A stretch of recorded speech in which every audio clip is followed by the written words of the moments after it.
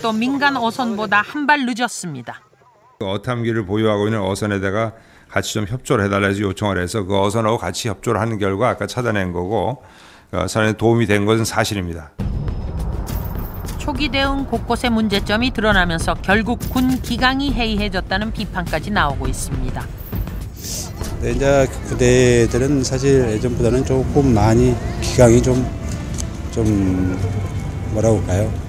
좀 많이 떨어졌다고 할까? 그런 부분들이 좀 많이 생기는 것 같습니다.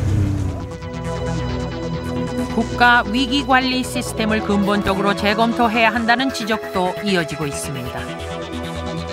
국방부 장관이 청와대에서 긴급 안보장관 회의가 열릴 때까지 침몰 보고를 받지 못했다거나 비상 상황에서 합참의장이 연락조차 안 됐다는 사실이 드러났습니다. 국민들이 불안감을 느낄 수밖에 없는 대목입니다. 이 때문에 현 정부 들어서 없어진 대통령 직속 국가안전보장회의를 부활시켜야 한다는 주장이 설득력을 얻고 있습니다. 지난 정부에서는 이 국가의 어떤 대규모 재난재해 사태와 안보 위기와 같은 국가의 리더십이 필요한 부분을 다 통합해가지고 국가 위기 대응 매뉴얼이라는 걸 만들었고 이제 업그레이드 시켰던 거죠. 공교롭게도 현 정부 들어와서 이것이 사문화돼 버렸어요. 그 결과 이제 천안함 사건이 터지고 초기 단계에서 안보관계장관회의를 4번이나 개최했는데 무엇부터 논의해야 될지 굉장히 혼란스러워진 겁니다. 이런 지적을 겸허히 받아들여 반성할 건 반성하고 고칠 건 과감히 고쳐야 천안함 사건과 같은 비극이 재발하는 걸 막을 수 있습니다. 특히 가장을 잃은 가족들에겐 군과 정부의 미숙했던 대처가 더 망스러웠을 겁니다. 도와주세요, 예? 우리 해범이 좀 아빠랑 같이 살 수 있게 좀 해주세요, 예? 제발 도와주세요, 제발. 해준 게 뭐가 있다고? 어? 같이 살겠다는 애기 아빠도 왜 안 데려다 주냐고요? 왜? 다른 거 필요 없다고요?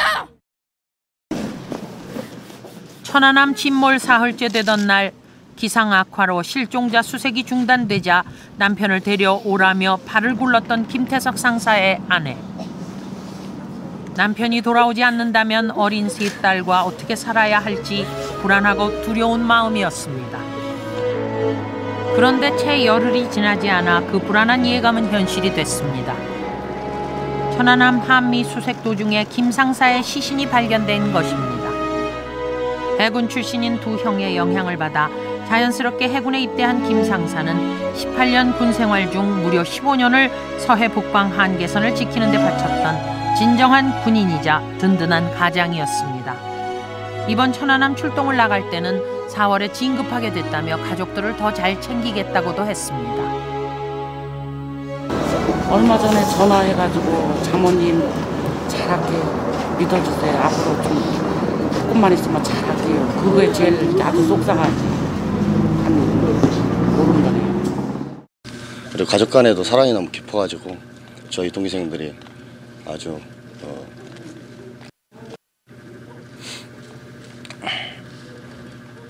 그 동기생 집을 부러워할 정도로 너무 사랑이 깊었던 그런 동기생이었고, 사랑하는 아내와 눈에 넣어도 아프지 않을 세 딸을 두고 눈을 감은 김태석 상사. 슬픔은 남겨진 아내와 아이들의 몫이 됐습니다.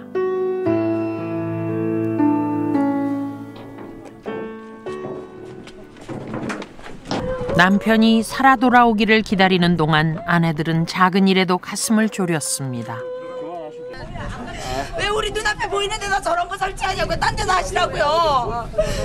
아 진짜 우리 실종자 가족한테 왜 자꾸 왜 가슴 아픈 짓을 보여주냐고요. 날씨가 안 좋아 수색이 중단될 무렵 이함대 연병장에 들어서는 흰 천막을 보고 크게 반발했던 김경수 중사의 아내. 군에서 실종자들을 포기하는 게 아닌지, 그럼 남편을 못 보게 될 거란 생각에 그만 폭발했던 것입니다. 천안함에서 음파 탐지 임무를 맡고 있던 김 중사는 육상 근무를 하고 싶어 했지만 진급해서 아내를 기쁘게 해주고 싶다며 진급에 유리한 함정 근무를 해왔습니다. 주변에서 시샘할 정도로 미숙 씨와 부부 금슬이 좋았던 김중사. 후배들에게 줄 명절 선물도 아내와 상의하던 자상한 남편이었습니다.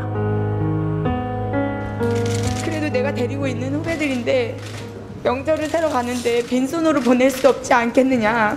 그래서 부모들한테 전해줄 수 있는 선물이 뭐가 없을까. 자기가 아무리 고민을 해도 딱히 떠오르는 게 없다고 하면서 저한테 같이 고민을 해달라고 전화를 했었어요, 남편이.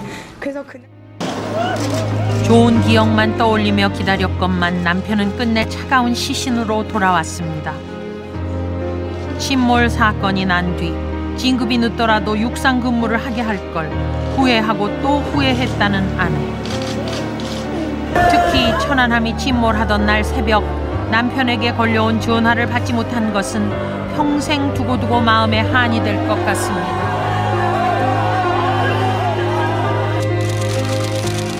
그날 내가 차라리 그 전화를 받아줬더라면, 나한테 하고 싶었던 말이 얼마나 많았으면, 평상시에 출동을 나가면 전화 한 통도 안 하던 사람이 그날 무언가를 알았기에 저한테 그 전화를 했나 싶어서 아직까지도 그게 너무너무 미안하고 가슴에 진짜 너무너무 미안하더라고요. 사랑하는 아내와 어린 자식들을 남겨두고 떠난 천안함의 가장들. 출동할 때면 늘 가족 사진을 보던 정 많은 아빠 문규석 상사. 딸이 크는 걸 보고 싶어 천안함을 마지막으로 육상 근무를 지원한 최정환 중사. 결혼 7년 만에 아들을 얻은 김종헌 중사. 아내에게 사랑한다는 말을 아끼지 않았던 애교 만점 남편 정종률 중사. 강준 중사는 아내에게 멋진 결혼식을 선물하기로 했었습니다. 천안함의 스포츠맨 민평기 중사와 견시병들에게 따뜻한 차 한 잔의 여유를 안겨주던 박석원 중사. 부드러운 카리스마가 돋보이던 천안함의 해결사 임재엽 중사는 가정을 꾸리지 못하고 쓸쓸히 떠났습니다. 서울광장에 차려진 합동 분향소에는 천안함 순국 장병들의 희생을 애도하고 가족들을 위로하려는 사람들의 발길이 이어지고 있습니다. 국가적인 불행이자 국민에게 큰 충격과 슬픔을 안겨준 천안함 참사. 순국 장병들의 희생을 안타까워하면서도 천안함 사건을 대하는 사람들의 생각은 저마다 조금씩 다릅니다. 그동안 잊고 있었던 우리나라가 분단 국가라는 거, 그리고 우리가 알게 모르게 편안하게 지내는 그 와중에도 국가를 위해서 늘 이렇게 최전방의 어려운 곳에서 고생하시는 분들이 있구나라는 그냥 새삼스럽게 느껴지는 것 같아요. 네. 그런 부분들에 대해서 국민들이 의혹을 해소하고 정말 이제 장병들의 죽음이 헛되게 하지 않으려면 좀 그런 부분에 대해 의혹을 빨리 해소하고 정확한 사고 원인을 빨리 해야 된다, 밝혀야 된다고 생각합니다. 그리고 모든 대한민국 남자는 다 가는 거니까 국가에서도 그거에 걸맞게 좀 이렇게 대접을 해주고 군대 시스템도 좀 더 선진화돼야 되지 않나 싶은데. 정말 나라를 믿고 간 아이들 정말 제대로 좀 무대를 해주면서 잘 해줬으면 좋겠어요. 조국의 바다를 지키다가 희생된 46명의 천안함 용사들. 당신들이 있어 마음 놓고 지냈고 편히 잠들 수 있었다는 걸 알겠습니다. 고맙습니다. 당신들을 잊지 않고 늘 기억하겠습니다. 부디 편히 잠드십시오.